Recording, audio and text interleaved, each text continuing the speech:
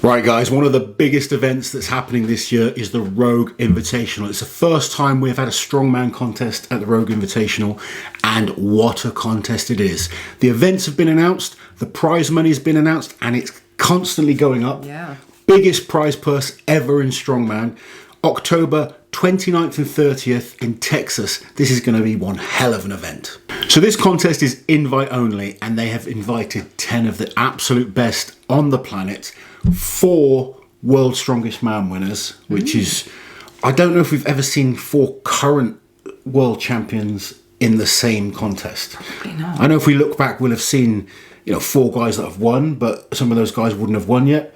This contest, we've got Brian Shaw starting out 4-time World's Strongest Man. Martins Lissis returning. How do you feel about Martins coming back? Really excited, and he looks good in training as well. Then we have Kiliashkovsky back. He's just come back from injury. He's done one competition already. Is that kind of settled the nerves? How is he going to be in this one? You know he's going to want to win. Alexei Novikov, 2020 World's Strongest Man. A man that constantly gets on the podium in international shows. Good events for him in this show. And you know how hungry he is. He just wants to win everything. And how consistent he is as well. Absolutely. Then we have Mikhail Shivlakov. Surprised that he's in this, if I'm honest. I'm surprised about the next two, Shivlakov and Jerry Pritchett. Both of them not had a great year. Both of them recently injured. Yeah, so Shiv apparently tore his Achilles tendon at the Shaw Classic. He may be recovered. I've not really seen anything online to suggest he's in great shape. But could be playing his cards close to his chest. We will see. Then we have the current World's Strongest Man, Tom Stoltman. His brother, Luke Stoltman, who is the current Europe's Strongest Man. Rob Kearney returning. Now, Rob's been keeping quiet, but he's been training hard. He's looking back into top form, and a few good events for him in this show. And then we have JF Caron, the Canadian. He's not the Canadian current champion, but he is like a 9-time Canadian champion. Very consistent performer, always there or thereabouts in big shows. So we've got 10 of the best guys in the world. I hope Shiv and Jerry are both in shape, because they are great strongmen. I mean, I don't want to sit here and say they're not. I just want to see 10 guys in shape turning up to this show, because it's such a big event. The prize money is the biggest we've ever seen in strongman. Let me just quickly check what it's up to, because it's constantly going up. They set a minimum, and then due to ticket sales and Bitcoin, the prize purse is constantly going up. They were guaranteed 100 grand for first prize. It's now up to $129,233. That's by far the biggest prize there's ever been in a strongman contest. And just to go through it next, it's 64,000, 38,000 for third, 12,000, 10,000, 9,000, 7,000, 6,000, 5,000, and then just shy of 4,000 for 10th place. So not a bad couple of days' work. Yeah, these guys are going to be, keen to battle out and win some big money, and the prestige of winning the Rogue Invitational. Rogue have been real pioneers in the strength world and fitness world over the last few years. And it's great to see them putting on such an amazing event. So the events have been released. They've been releasing them kind of one a week pretty much for the last month or so. Few events that people have kind of been, that's an interesting one. Some events that are just really cool events that are going to test these guys to the limit. Yeah. Starting off with the max deadlift. So this is a 2-day competition. Day 1, we have the max deadlift and the sear dumbbell. Yeah, so the max deadlift is on the elephant bar, which they've always used, used in recent years at the Arnold's. This is a very Arnold's-esque competition. It is very much so. I'm guessing it's the same rules apply, because it says that the guys do 3 attempts. So I'm guessing they pre-pick those They will weights. pick their numbers. Yeah. So they'll pick their numbers. Based on how that moves, they'll pick their next one. This is where tactics come into play as well. It's a bit different to a last man standing type lift where everyone does the same lifts and it goes up. You can kind of be sneaky and try and just go a little bit more than your opponent, or kind of, you might take a risk, try and do too much. But a little bit of tactics come into play. The current record on the elephant bar is still with Thor. Okay. Hafthor Bjornsson, 474 kilos, I believe. I think The rules are no deadlift suits. If you're going on the same as the Arnolds, then yes, there's no deadlift suits and there's no figure of 8 straps. So they're normal lift-in straps, no deadlift suits, which a lot of guys are going to be happy about, some maybe less so.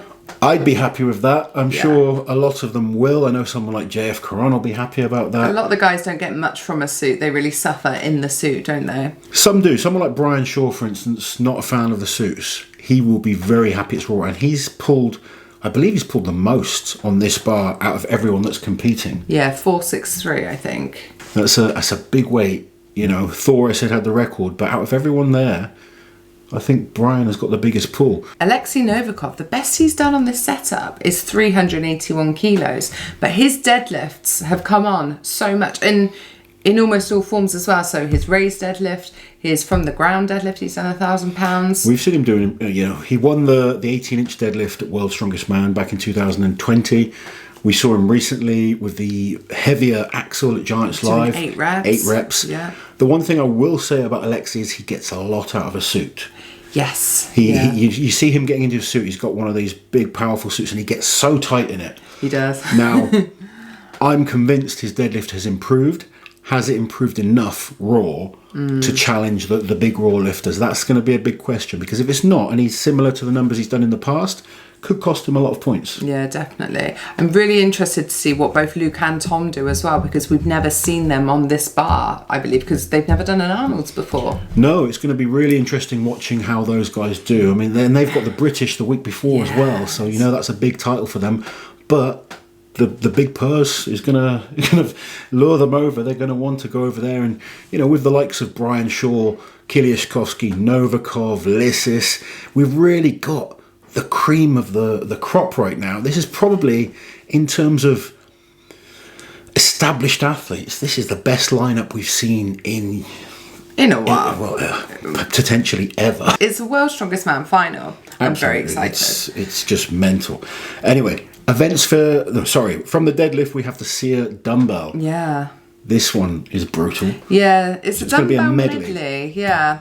Ranging, so it's 5 weights in total, ranging from 115 to 136 kilos. The jumps are 115, 124, 127, 131, and 136. This dumbbell is heavy, and to do it as a medley, the Arnolds, they did do it kind of as a medley, but you could skip weights. I think this time they've got to do these 5 dumbbells in ascending order. I imagine so, because they're going head to head, so it would be very confused and complicated to have. No, it's going to be 5 dumbbells up to the 136, which is 300 pounds. Yeah. Not many of the guys have ever done that weight on the dumbbell. Kiliashkovsky is the world record holder on the dumbbell, and he has done this particular dumbbell before. But what's his confidence like right now with his coming triceps? back from a torn tricep? Yeah, that's going to be the question. He is training it hard. I've been looking at some of his videos, but the confidence still isn't 100%. No. So, and this is the real test when you get to the competition. You're against the best of the best, and you've got Brian Shaw, who's great at dumbbell. You've got Alexei, who's great at dumbbell. I saw some videos recently of Lissis, who's looking very good on the dumbbell. Yeah, and he's done very well at the this event before at the Arnold's. He has. So this is going to be an interesting one. I think, day one could really set the tone for the rest of the competition, and the big names are going to want to be in the top 3 on that first day to put them in a good place for day 2, where we have 3 more events. So the first event is the Wheel of Pain, which we've seen at the Arnold's before. It's £20,000, something like that. But that doesn't really matter, does it? The weight doesn't matter so much. It's the way it works. It's not like a truck pull that you can kind of create momentum. No. It kind of like flop. The weight's inside kind of flop over. It's like a dead weight every single time you push. So endurance becomes a real factor. Having that body weight isn't necessarily a huge advantage on this. You need the endurance in the legs and the ability to cope with that lactic acid buildup. So sometimes the fitter guys can actually do a bit better than the bigger, heavier guys. Some of the guys now have had a few goes on it. I think that's going to be beneficial if you've used this kit before. So in 2019, when we first saw this event, Martins Lissis won it. Kiliashkovsky did not do so well. He only got 4 points, or what would that have been, 6th? And then the following year, Kiliashkovsky won it, and Martins came second. He obviously learned from the mistakes, came back strong, and Martin's very consistent on it. Yes. So I expect big performances from both those guys. Next then, this is the weird one. So this is event... This is a weird event. Yeah. Event 2. It's two good events that have been put together. Yeah, so we've got a 1,000-pound yoke, so 455 kilo yoke. That's fine. But then we go into a log. So it's around 165-ish kilos, the log. It's 360 pounds, so 163 kilos approximately. Okay. And they've got to do 3 reps. 3 reps for speed, so it's not as many reps as possible. Yeah, so yoke as fast as you can, onto the log, then you've got to do 3 reps on the log. Real weird one, because normally, and this is just me kind of thinking as an athlete, yeah, you wear different types of shoes for yoke as you would for say log. You know, I could predict the yoke and I could predict a log. Putting them together they're very weird events to see put together. So it's an interesting one. It's going to make the athletes have to prepare well. Yeah. They're going to have to work on decent amount of endurance and figure out their shoe situation. Yeah, I mean, on paper it seems like a great event for someone like Kiliashkovsky. Yeah, amazing at yoke, amazing at one motioning that type of weight on a log, and if he can do that, he's gonna be quick. It's real interesting. Sometimes when you one motion a log, you can mess up, and that can cost you a lot of energy. But I've seen him one motion 180 type logs before. So if he's in that kind of shape, I think it will suit him very well. But it's very strange to see those 2 events put together as some kind of medley. So the final event on day 2 is the Investone over hitching post. So a hitching post, as I googled, is just a wooden post. So it's kind of like, you know, a stone over yoke. Very similar to what we saw Tom Stoltman doing his stone for max in the Worst Feats of Strength. Yeah. So it's 5 stones in total. The weights in kilos are 124 kilos, 136, 165, 182, and 190. And these are the Rogue replica Inverstones. No tacky allowed, no, which is always interesting on stones, but natural stones, that should be the way. Yeah. I'm glad to see something other than the Atlas stones finishing competition. Even if it is a stone event, I quite like the fact we've got a natural stone. And 190 without tacky, that's heavy. Yeah. You know, I've spoken maybe about 180 stones being fairly light for the top guys when it's got tacky and they're Atlas stones and you've trained on them all the time. These are stones that the athletes won't have access to. No. A little bit different. No tacky makes a big difference. It's going to put a lot more strain on the biceps, the strength of the wrists. Seen videos again of Kiliashkovsky looking very good on stones without tacky. I know someone like Lissis is very good at things like that. Expect Tom Stoltman to be good at these type of events. Brian Shaw, you know, it's going to come down to who's in that position to be a contender. But also, like, the money at stake here. Yes, I think everyone's still going to be pushing to the absolute max at this absolutely point. This is, you know, there's so much on the line that we're going to see these guys pushing their bodies to the limit. So I think it's going to be exciting. You know, I like the mix of events. I mean, see, that is a weird. It is a weird one, but we've kind of got 6 events rather than 5, which I like. it does, and it's making athletes think a little bit more about their preparation for it. So, I think, you know, Lissis has looked. I mean, he's obviously come back from injury, so there's going to be that factor. Is he ring rust? Is that going to affect him in terms of performance? But he's a smart guy. He trains really hard, and he trains smart, which is more important. Yeah. He knows how to bring himself in shape at the right time. I think, like, we're not going to do the predictions today because it's going to be hard to call. I think we need to wait and see what happens to Britons and then do our predictions. Yes, I want to see kind of how everyone is with a few more weeks of training, because this is the real danger time with training. There's a chance of you've got to be pushing hard right now still to keep building that strength, but there's always a risk of injury when you're doing that. So it's going to be interesting to see what the guys do over the next couple of weeks. I kind of look at it and I change my mind all the time about, you know, let's look at this lineup again, because it's stupidly strong. Brian Shaw just comes, we've been quiet about Brian Shaw this year. He's done 2 competitions. He's come on the podium twice, placing second. World's Strongest Man second, Shaw Classic second. He's one of the most winning performers of all time. He's got a trophy cabinet bigger than my house. And, you know, he's still hungry to win titles. Yeah. Then you got Martin's List is returning. He's going to want to prove that he's still one of the best in the world. And, you know, he peaks exceptionally well for these big shows. Kiliashkovsky, I know from talking to him how hungry he is. And he should be quite well rested now. He's only competed once this year. He's done the one show.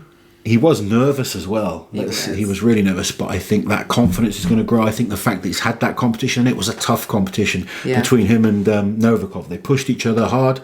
This is a step up, though, in terms of the whole field. Yeah, definitely. You know, one mistake, 1 week event, the deadlift's in there. Is that going to cost him a lot of points? Novikov, he's just getting better all the time. He's exceptionally good at winning and placing high in contests. Apart from Worlds this year, he's been on every podium. He's probably been the most successful athlete He this has, even though he didn't make the World's Strongest Man final. So it's going to be interesting to see. Then obviously Tom Stoltman, World's Strongest Man, he'll want to go to these big events and prove that he is worthy of that title. Yeah. Because, you know, some people have said, would he have won if Lissis and Kiliashkovsky weren't there? People will always say that when someone is out, which is always, there's always someone out. Of course there is. And, you know, I'm one of those people that I don't care about ifs and buts. No. You've got to be in it to win it, and you win against who's there. Yeah. But this is a chance to compete against those two, and I'm sure he'll want to prove he can win again. Luke Stoltman, he's won 2 major shows this year. Why can't he add this one to the list? And then the returning Rob Kearney. I'm excited to see how Rob does. He's been looking strong in training recently, and a couple of these events he did very well at the Arnolds. Yeah. So he's, you know, don't sleep on Rob. No. And then JF as well. JF is always dangerous. It's a ridiculous lineup of guys. If Shivlikov and Jerry do come in top shape, both incredible strongmen as well. Shivlikov tends to have done his best at the Arnolds, which is, again, we've said is similar events to this. And Jerry, you know, 2020 Jerry was unbelievable. Probably the best we've seen him ever. He hasn't been able to reproduce that this year. He's had a number of injuries. Has he had enough time to recover and get into top shape? And the most exciting part, you're going to be there. I am, and I'm extremely excited about it. I'm not. I'm doing the commentating. Unfortunately, Liz can't come on this occasion, but I'm very, very excited to be a part of this. So thank you to Rogue for inviting me along to do this commentating. I'm going to be there first hand to see it all, and I cannot wait. You're going to have to take sneaky videos as well and send them to me. I have a very important job to do, and I'm going to be focused on that. At the hotel. At the hotel. Okay. It could be a bad week of behind the scenes. Finger over the lens. Early predictions, what do you guys think? We're going to save our predictions on this one. Yeah, let us know yours, and then we'll get back to you. There's a couple of guys, obviously, that you kind of count as a favourite, but nothing is guaranteed in Strongman. A few of these guys have a few shows to get through anyway before then. Yeah. And with this kind of prize money on the line, they're all going to be hungry.